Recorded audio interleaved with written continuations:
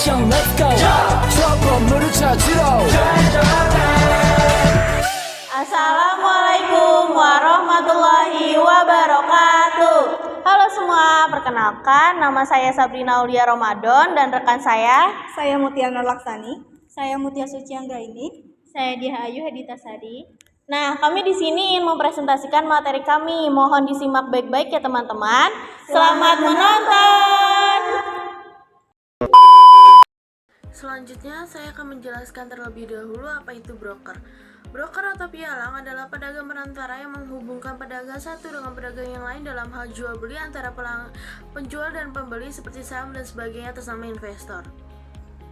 Pemodal yang ingin membeli atau menjual saham harus menyampaikan amanat jual atau beli kepada pialang atau broker yang terpercaya. Untuk jasanya tersebut, pialang atau broker yang akan mendapatkan fee. Selanjutnya itu ada jenis-jenis dari broker, yaitu yang pertama dari retail broker, memiliki tugas untuk melayani individu kliennya dan memperoleh komisi dari kliennya sesuai hasil penjualan atau pembelian yang dilakukan. Lalu yang kedua, full service broker, memberikan semua layanan kepada klien atau investornya. Layanan tersebut meliputi analisis, informasi, transaksi, dan memberikan pilihan terbaik dari beberapa produk yang dipilih klien atau investornya. Selanjutnya ada yang ketiga, diskon broker. Broker ini hanya melakukan transaksi jual beli saham atas instruksi dari investor. Namun mereka juga menawarkan saran dalam bentuk analisis maupun informasi terbaru terkait saham tersebut. Lalu yang keempat, deep discount broker, memiliki tugas yang paling sederhana. Broker ini hanya melakukan pembelian atau penjualan dan pengelolaan akun konsumen. Selanjutnya itu ada tugas-tugas dari broker. Nah, yang pertama itu melakukan transaksi, menjembatani dan bertanggung jawab terhadap seluruh pelaksanaan transaksi yang terjadi antara investor dengan pasar modal. Lalu yang kedua, analisis pasar modal. Menganalisis pasar modal kemudian memberikan saran terbaik pada investor. Lalu yang ketiga, menjaga hubungan dengan pelanggan.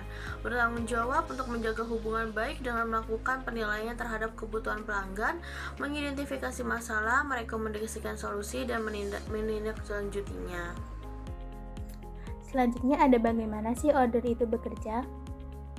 Order adalah instruksi yang diberikan oleh investor kepada broker untuk membeli atau menjual aset atas nama investor. Hal tersebut merupakan elemen dasar dalam kegiatan perdagangan pasar, mulai dari sekuritas hingga aset kripto. Order dapat dilakukan melalui telepon, platform trading, atau secara otomatis melalui algoritma dan teknologi otomatisasi. Order ini terbagi menjadi beberapa jenis, di mana investor dapat mengatur batasan tertentu pada order mereka, seperti waktu atau harga spesifik. Dengan demikian, broker atau platform akan mengeksekusi atau membatalkan order berdasarkan kondisi yang telah ditetapkan oleh investor. Dalam investasi, order tidak hanya berlaku pada saham, tetapi juga pada mata uang, kontrak berjangka, komoditas, obligasi, dan aset kripto. Proses trading biasanya menggunakan mekanisme bid atau S. Bid adalah harga yang ditawarkan pembeli, sementara S adalah harga yang diajukan penjual. Transaksi berhasil jika harga penjual cocok dengan harga pembeli. Proses tersebut penting karena menentukan apakah order akan dieksekusi atau tidak, serta mempengaruhi keputusan pelaku pasar lainnya dalam menempatkan order. Terdapat beberapa tipe-tipe order. Yang pertama yaitu market order. Di dalam market order, investor meminta broker untuk melakukan order di harga lain yang tersedia. Yang kedua ada limit buy order. Pada proses limit buy order, investor bisa meminta broker untuk membeli aset tepat pada harga yang diinginkan atau di bawahnya. Yang ketiga ada limit sell order. Dalam limit sell order, investor bisa meminta broker untuk menjual asetnya pada harga di atas harga yang terjadi saat ini. Kondisi ini dimanfaatkan investor yang melakukan posisi long atau menahan, sehingga mereka bisa mendulang profit sesegera mungkin. Yang keempat ada stop order. Dalam stop order, investor bisa meminta broker untuk menjual asetnya jika harganya sudah mencapai titik tertentu di bawah harga saat ini. Tujuannya adalah untuk mencegah investor rugi terlalu dalam ketika harga asetnya sedang turun. Yang kelima ada day order. Dalam day order, investor bisa meminta broker untuk menjual atau membeli aset tepat setelah investor meminta order. Yang keenam ada good till cancel.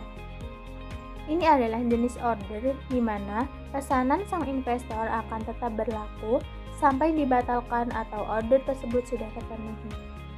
Yang ketujuh ada immediate or cancel. Dalam order ini, investor bisa mempertahankan pesanannya hanya dalam jangka pendek, misalnya beberapa detik saja. Yang ke-8 atau yang terakhir ada all or none. Order ini di mana investor tidak akan melakukan pesanan jika keinginannya hanya dipenuhi sebagian saja. Kemudian, hasil sebuah sesi perdagangan akan sangat dipengaruhi oleh jenis-jenis order yang dipilih investor. Selanjutnya saya akan membahas tentang lembaga yang terkait dengan pasar modal. Yang pertama ada Badan Pengawas Pasar Modal atau BAPEPAM. Lembaga ini bertugas untuk melakukan pembinaan, pengaturan, dan pengawasan sehari-hari kegiatan pasar modal dengan tujuan untuk mewujudkan terciptanya kegiatan pasar modal yang teratur, wajar, dan efisien serta melindungi kepentingan pemodal dan masyarakat. Yang kedua ada perusahaan. Lembaga ini bertujuan untuk memperoleh dana di pasar modal melalui penawaran umum atau IPO, hak kepemilikan atau saham. Dalam hal ini, perusahaan berperan sebagai emiten. Yang ketiga ada bursa efek. Pihak yang menyelenggarakan dan menyediakan sistem atau sarana untuk perdagangan efek. Pada saat ini, di Indonesia ada satu bursa efek yaitu Bursa Efek Indonesia. Yang keempat ada lembaga clearing dan penjaminan atau LKP. Lembaga yang menyelenggarakan jasa clearing dan penjaminan penyelesaian transaksi bursa. Lembaga yang memperoleh izin usaha sebagai LKP adalah PT Clearing Penjaminan Efek Indonesia atau KPEI. Yang kelima adalah Lembaga Penyimpanan dan Penyelesaian atau LPP.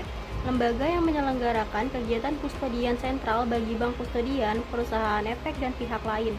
Lembaga yang memperoleh izin usaha sebagai LPP adalah PT Kustodian Sentral Efek Indonesia atau KSEI. Yang keenam ada perusahaan efek. Adalah perusahaan yang mempunyai aktivitas penjamin emisi efek, perantara perdagangan efek, dan manajer investasi. Yang ketujuh ada penasihat investasi. Pihak yang memberikan jasa penasihat mengenai penjualan ataupun pembelian efek. Yang kedelapan ada lembaga penunjang pasar modal seperti Biro Administrasi Efek, Kustodian, dan Wali Amanat. Dan yang terakhir ada profesi penunjang pasar modal yang terdiri dari akuntan, konsultan hukum, penilai, notaris, dan profesi lain yang ditetapkan dengan peraturan pemerintah.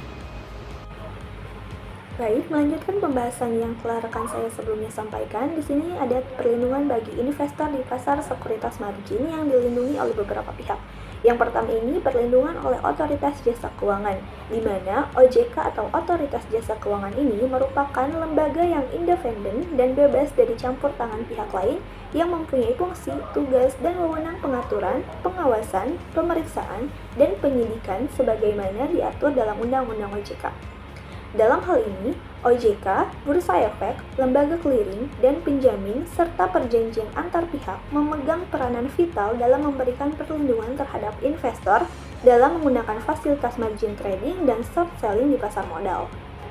Kemudian perlindungan yang kedua itu adalah perlindungan oleh pihak Bursa Efek. Bursa Efek ini merupakan pihak yang menyelenggarakan sistem dan atau sarana untuk mempertemukan penawaran pembeli dan penjual pihak-pihak lain dengan tujuan memperdagangkan efek di antara mereka. Bursa Efek ini juga diberi wewenang untuk melakukan pengawasan terhadap anggota Bursa Efek, mengingat kegiatan perdagangan efek ini menyangkut dana masyarakat dalam jumlah yang sangat besar. Oke, materi selanjutnya itu ada short selling. Apa sih itu short selling atau penjualan pendek? Short selling atau penjualan pendek adalah transaksi jual beli saham di mana seorang investor ini tidak memiliki saham untuk melakukan transaksi tersebut. Ini merupakan suatu teknik perdagangan saham yang kerap dilakukan oleh investor dengan tingkat risiko kerugian yang cukup tinggi. Maka dari itu, transaksi penjualan pendek ini biasanya dilakukan oleh investor-investor berpengalaman. Alasannya itu karena diperlukan dugaan atau perkiraan yang tepat dalam melakukan transaksi tersebut. Untuk mekanisme penjualan pendek atau short selling ini yaitu seorang investor meminjam saham kepada pihak lain, misalnya kepada pihak pialang saham. Kemudian, saham tersebut akan dijual dengan harga yang lebih tinggi untuk mendapatkan keuntungan yang lebih tinggi pula. Namun, tidak semua investor saham dapat melakukan short selling. Regulator menetapkan setidaknya itu ada 3 syarat yang harus dipenuhi oleh investor jika ingin melakukan short selling. Yang pertama itu harus mempunyai rekening efek reguler agar riwayat transaksinya dapat diketahui, kemudian mempunyai rekening efek khusus short selling, dan yang terakhir, investor tersebut sudah setor jaminan awal dengan nilai minimal sebesar 200 juta rupiah. Oke, yang terakhir kita masuk ke kesimpulan pada materi pertemuan kali ini, bahwa sekuritas merupakan instrumen yang liquid dan dapat diperjualbelikan dengan cepat di pasar modal. Peran penting dalam perdagangan sekuritas dimainkan oleh broker atau pialang, yang bertindak sebagai perantara antara investor dan pasar. Broker membantu investor melakukan transaksi, memberikan analisis pasar, dan menjaga hubungan dengan pelanggan. Kemudian terdapat beberapa jenis order yang dapat dipilih investor untuk mengatur transaksi mereka, seperti market order, limit order, dan stop order, sesuai dengan strategi dan tujuan investasi. Kemudian Otoritas Jasa Keuangan atau OJK sebagai lembaga pengawas memainkan peran dalam memastikan transaksi berlangsung secara adil dan melindungi kepentingan investor. Selain itu, teknik short selling atau penjualan pendek yang melibatkan penjualan saham yang belum dimiliki umumnya dilakukan oleh investor yang berpengalaman karena short selling ini memiliki resiko yang sangat tinggi. Terima kasih telah menyaksikan video presentasi dari kami. Kurang lebihnya kami mohon maaf. Wassalamualaikum warahmatullahi wabarakatuh. Thank you guys.